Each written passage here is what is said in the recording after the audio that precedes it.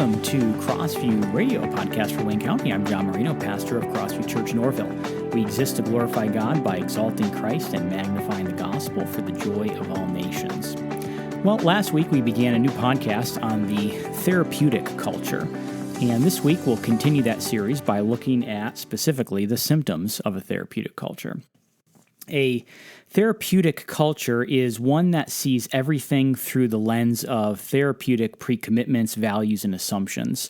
In the book, Therapeutic Culture, we note, quote, terms like depression, addiction, and trauma are routinely designated to describe people's encounters with the problems of everyday life. Hence the need for a therapeutic solution and intervention, end quote.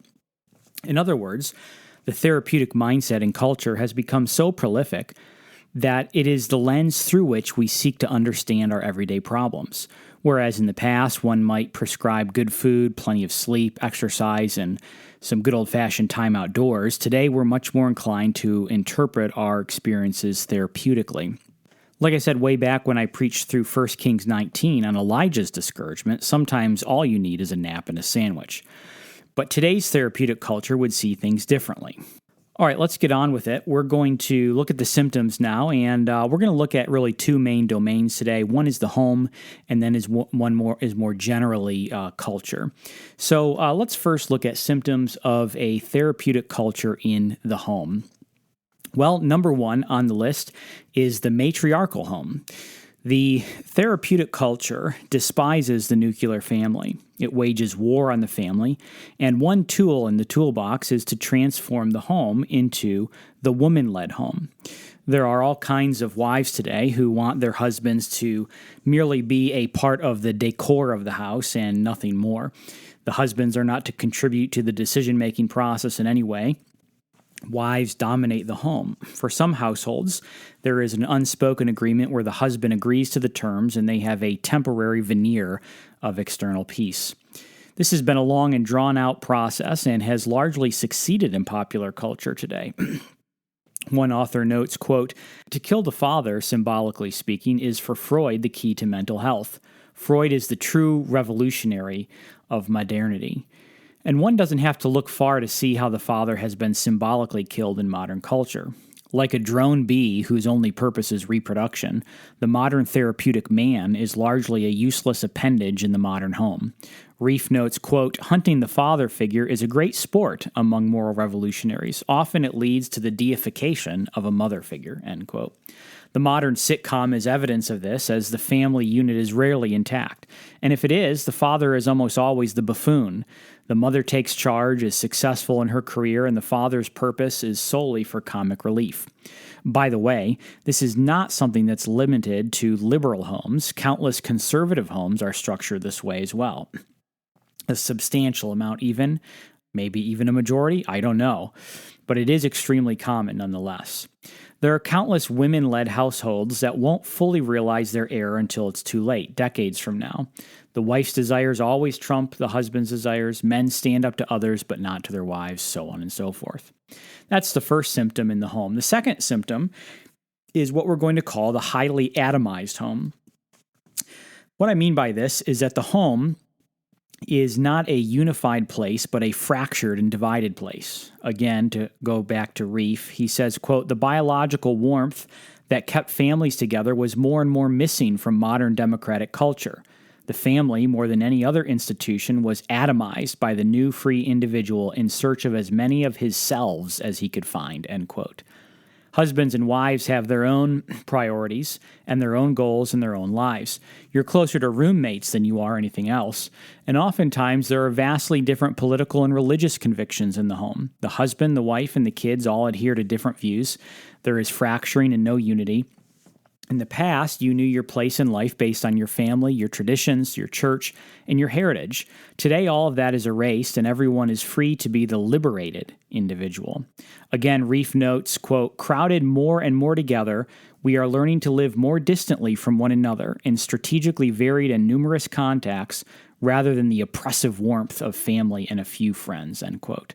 Again, we're divided in the home, and even though we're physically close to one another, we are drifting further and further apart. Number 3, the therapy-centered home. A third symptom is the fact that everyone in the home has their own therapist. One author notes, quote, "Therapists have assumed the role of relationship experts and have succeeded in establishing a demand for their services in virtually every institutional setting," end quote. Of course, the home is included in every institutional setting. It seems like people cannot function today without a therapist. And what's been fascinating to me is the reality that people talk about their therapists like they talk about their doctors. In other words, they've established a long-term relationship. The sign of a good therapist is that they work themselves out of a job. But when your therapist encourages dependency, something is wrong. I suspect that it's usually the wife and kids primarily who are in therapy, but I don't have any data on that specifically. On top of all of this, you have the therapist encouraging the kids to disown their parents. Of course, unless the parents are paying the bills for the therapist. The liberal kids go to their therapist and tell them how their conservative parents create trauma in their lives, and then the therapist says, you really should consider cutting them out of your life for the sake of your mental health.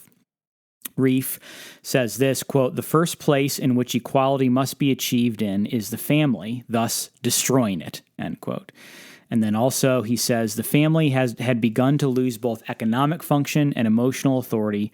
The role of the mother had been distorted into dominance, and the father's degraded to that of the permanent other." Those are the three symptoms I have for today in the home.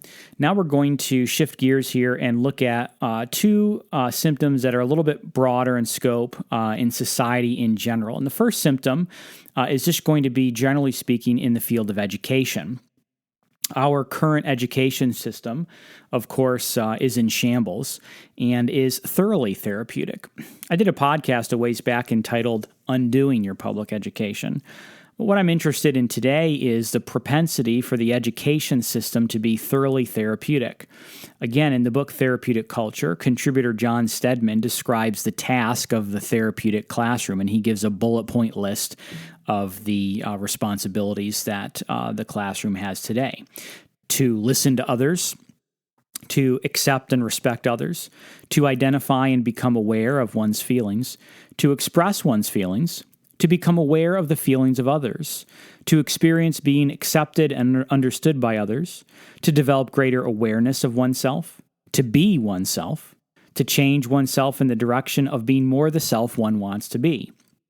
He continues on and says, "The foregoing conceptions of organizational purpose plainly harken back to the core principles of liberation psychotherapy. The school's reason for existence is to facilitate the development of the self-actualizing individual," end quote. Of course, as with anything else in life, life is a mixed bag. Certainly we should encourage people to listen and to respect.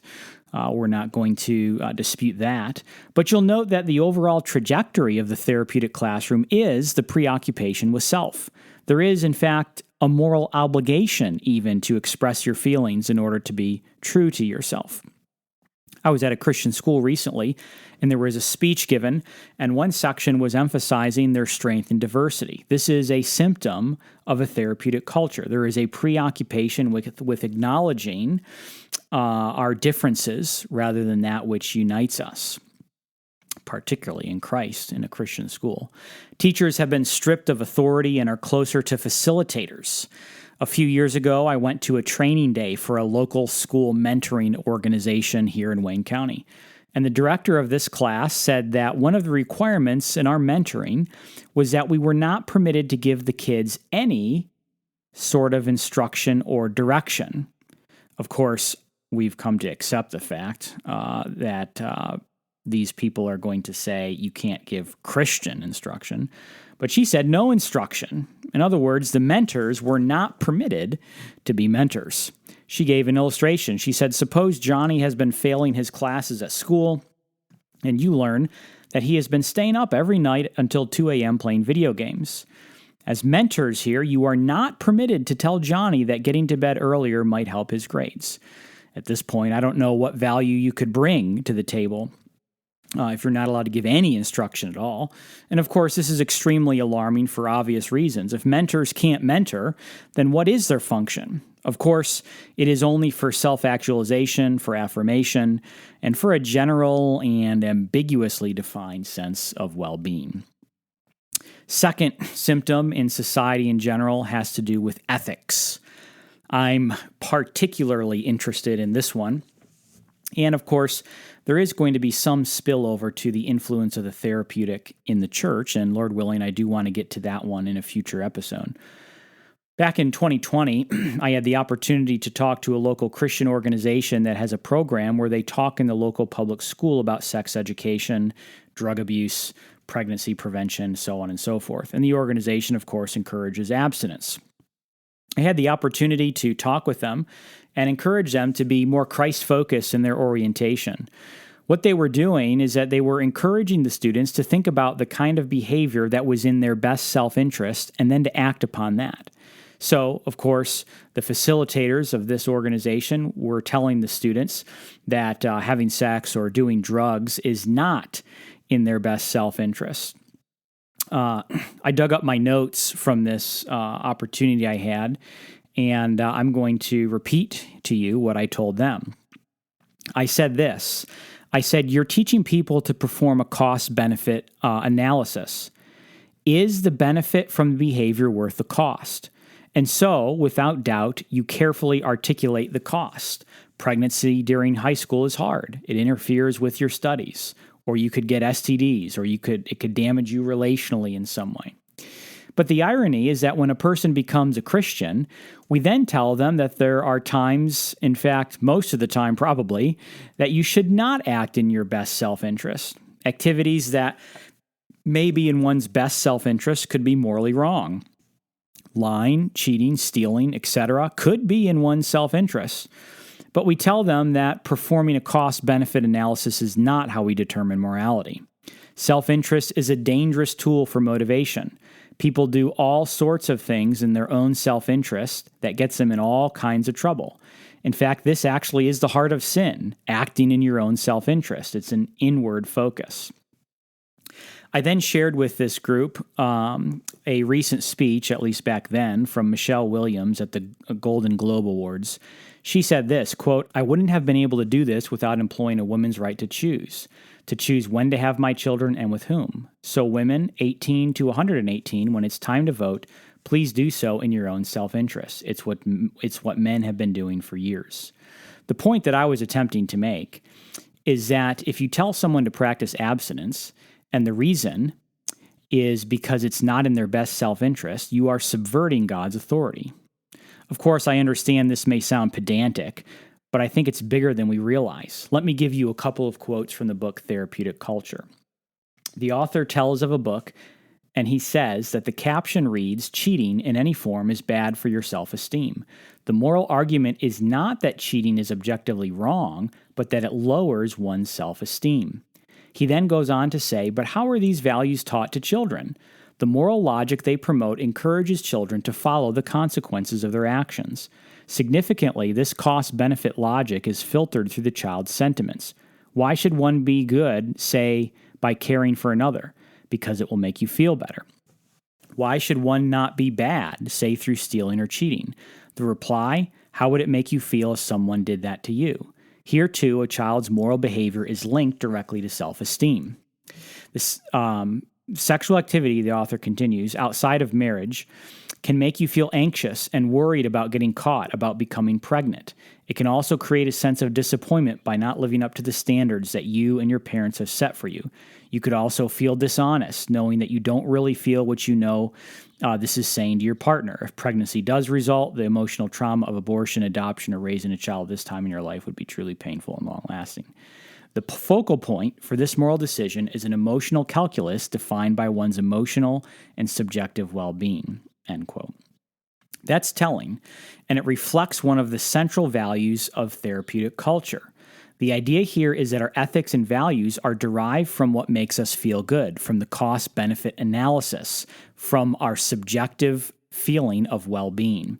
The author continues, quote, it is not that engaging in sex outside of marriage is foolish or morally wrong, but that it may make the child feel anxious and worried. Even the value of honesty is emotionally laden. You may feel dishonest.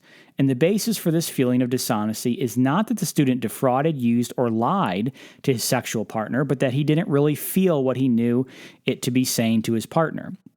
This is consistent with the notion of honesty discussed earlier in the curriculum. That is, that real honesty is being in touch with and expressing one's feelings.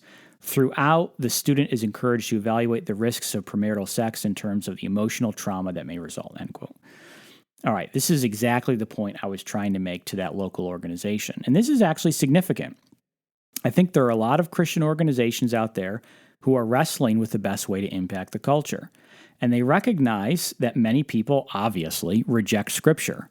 And so their answer is, why don't we become neutral? Let's talk about the values of the Bible without the foundation of the Bible. The problem is that eventually you have to get around to appealing to some kind of authority. And the most natural one for the therapeutic culture is the self. And so they say, if you engage in this behavior, you won't feel good. But here's the subtle problem. Even if you've successfully manipulated them into living out Christian values without a Christian foundation, you've only achieved a short-term gain and a long-term loss. Because you gave a hat tip to the therapeutic, you've taught an entire generation to make decisions based on how it makes them feel. And that's only going to work out for so long. The big picture here is that we need to restore the concept of authority, and specifically the concept of God as our authority. When we appeal to the spirit of the age as the grounds of our plea, we shouldn't be surprised when the next generation learns its lesson all too well. We may stall the collapse of society momentarily, but we only delay the inevitable. Thanks for listening to CrossView Radio. I'm John Marino, pastor of CrossView Church in Orville. We meet Sundays at 9 a.m. To find out more about CrossView Church, visit us online at crossvieworville.com.